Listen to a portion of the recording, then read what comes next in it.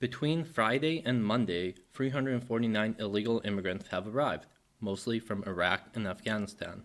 The reason for the sudden increase of crossings into Poland is because Lithuania recently made their immigration laws harsher to disincentivize migrants, including mandatory 6-month stays in refugee camps and deportation before appeal.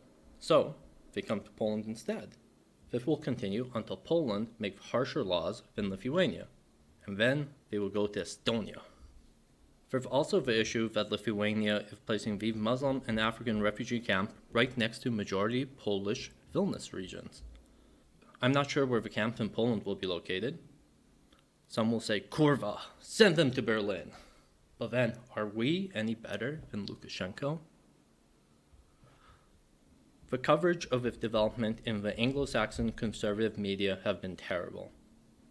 Do you think the number of people willing to endure a 6-month stay in an army tent in Podlaskia eating free pork-free bigos in order to leave Afghanistan will increase? Of course it will.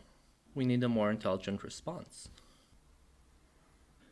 Now let's do a look around Europe.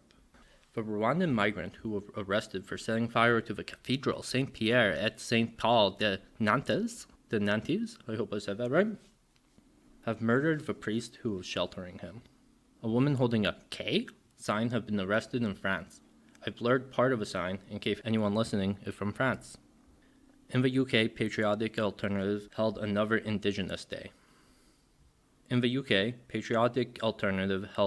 Indigenous Peoples Day. Lastly, we'll come back to Poland. Stop Bullshit, the ironically named LGBT organization led by Margot, a trans woman in an open relationship with a trans man, have closed after receiving $100,000 in donations. Well done, Margot.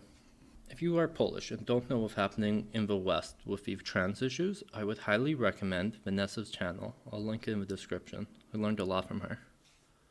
That's all for today. Do widzenia.